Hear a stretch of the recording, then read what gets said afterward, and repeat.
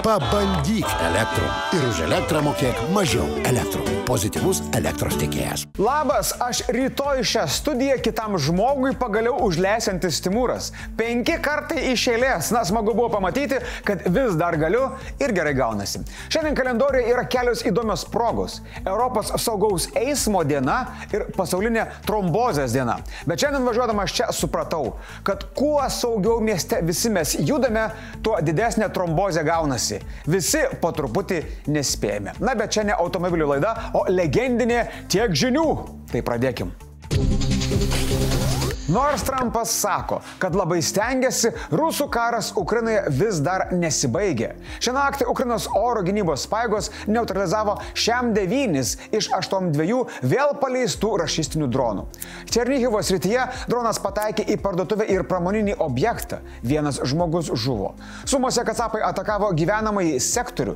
Nuo masinių dronų smūgių nukentėjo ir Odesa.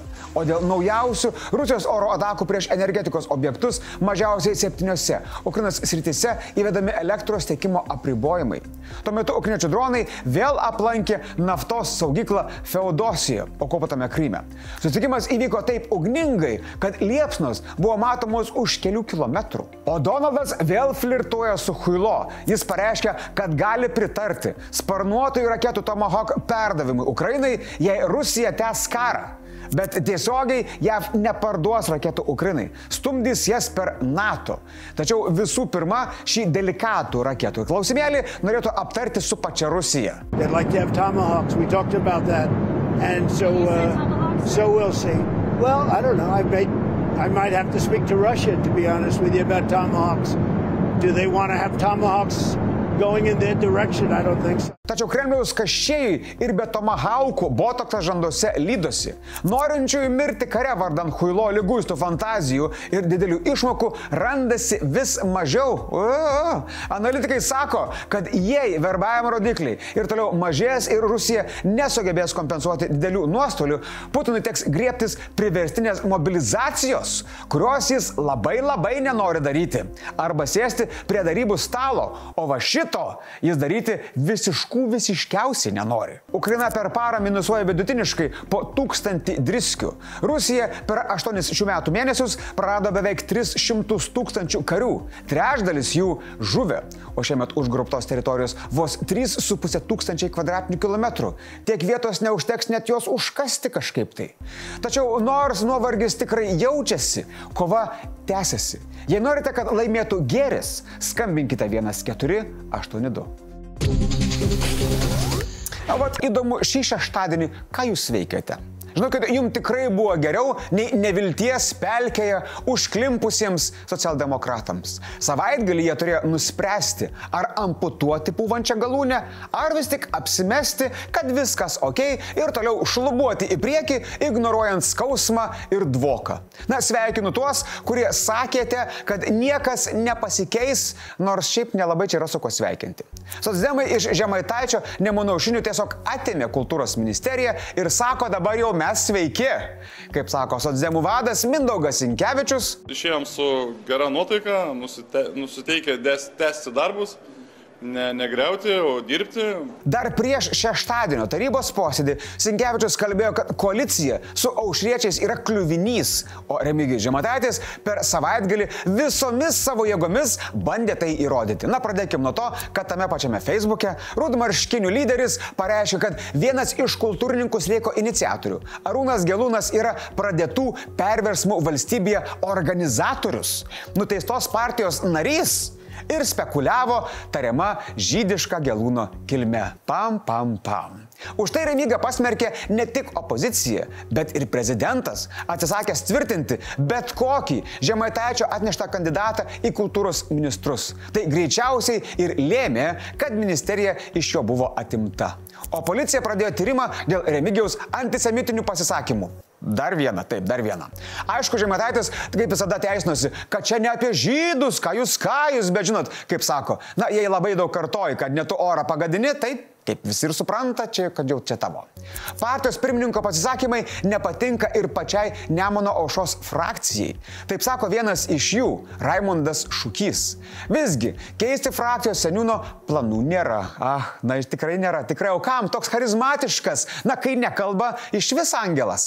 Aišku, angelas jis ne visiems. Savaitgalį apie pasitraukimą iš Nemuno aušros pranešė parlamentaras Dainius Varnas. Jis svarstytų likti Seimo aušriečių frakcijoje, tačiau su sąlyga, kad frakcijos seniūnas Remigijus Žemaitaitis būtų pakeistas kitu kolega. Tačiau čia dar ne viskas. Remigijus dar kartą užlipo ant to paties grėblio. Kažkada susirašinėjęs su netikra Širinskienė, bandęs skristi į New Yorką su netikrais bilietais. Šį kartą Šmikis iš Šilutės gavo netikrą apdovanojimą. Tikrų tikriausiai netikrą. Pokštų kritikai youtuberiai Žemaitaičiui atsiuntė elektroninį laišką iš Gmail paskyros. Tačiau to užteko. Politikas susitiko ir davė netikrą interviu, jam jis buvo tikras, kurio metu gatvėje sutiko netikrus žmonės, tų pačių pokštautojų personažus. Mes už tave, kovok. Didelis ačiū labai. Ačiū labai jums. Ačiū didelis. Sveikatos jums tada. Ačiū labai, mums labai malonu.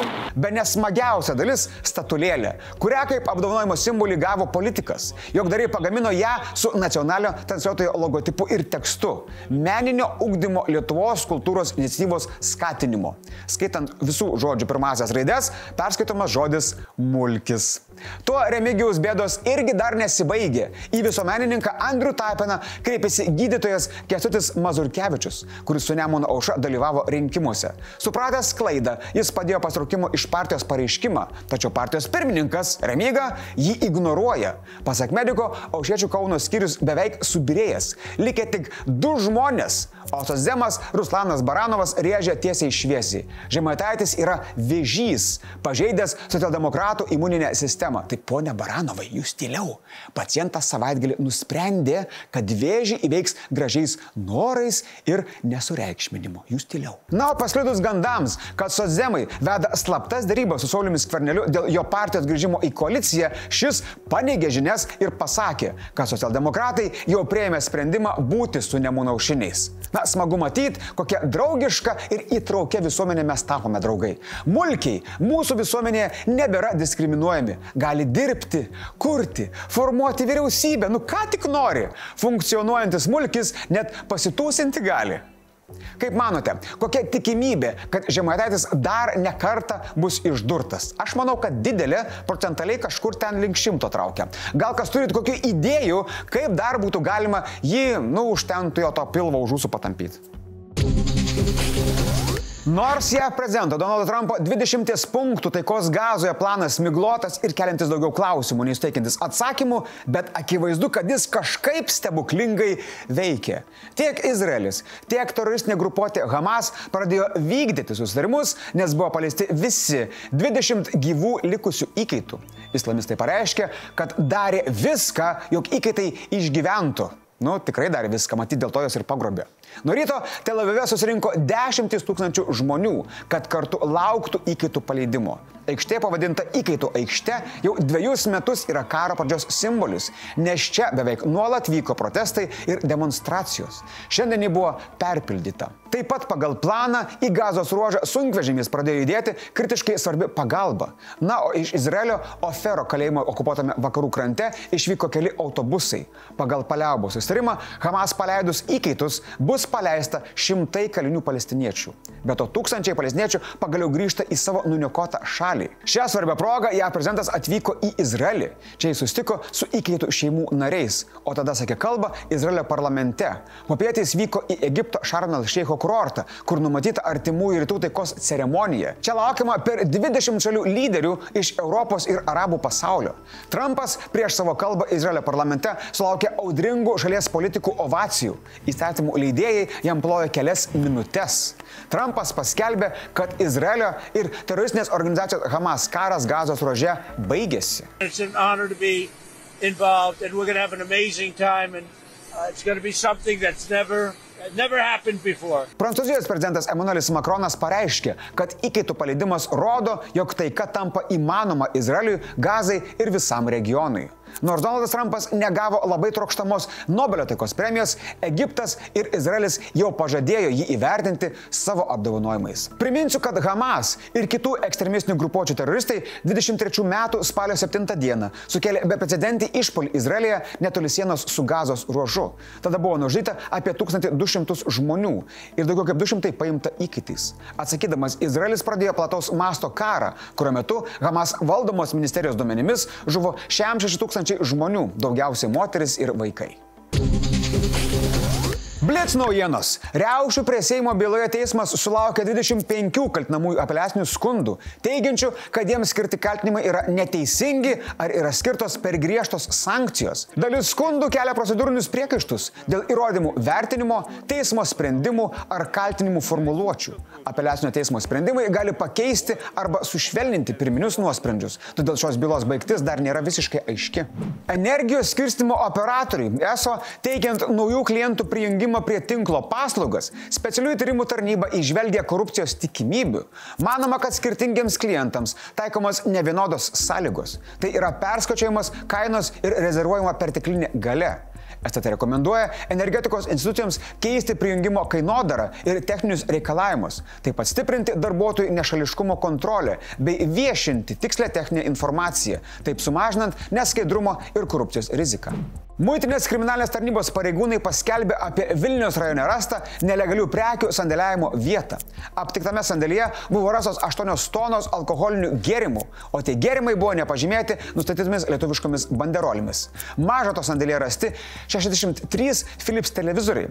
Rastų prekių vertė viršė 100 000 eurų. Buvo sulaikytas neteisėtų disponavimo akcizinėmis prekėmis įtariamas Vilniaus rajono gyventojas. Vyrui skirta kardomoji priemonė rašytinis pasižadėjimas neišvykti. Dėl įvykio pradėtas ikiteisminis tyrimas.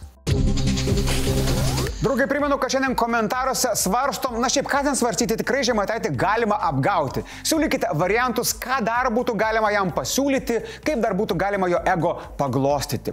Ir įsivaizduokit, dabar vat jūs Remyga, sėdit namuose, patenkintas toksai, apsikabinęs savo apdovanojimą, gal net ant savo didžiulio pilvo pasidėjęs, o po to sužinote, kad statulėlė skirta metų mulkiui. Tai jaučiu reakcija turėjo būti maždaug tokia.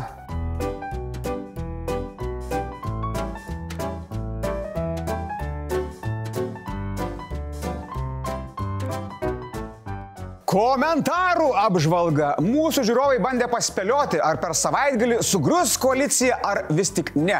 Tai žinokit, spėliojote labai įvairiai. Štai Žilvaro nuomonė, griūčiai trūko kiaušinių ir principų. O Kanop LT mano, kad Nemuno aušrinių nenukrapštysime nuo valdžios. Jie kaip klijai. Aš sakyčiau, kaip kramtoma guma plaukuose, bet tokiais atvejais reikia iškirpti. Tik socdemai tų žirklių vis neranda. Kažkada suras. Tiek žinių. Ate.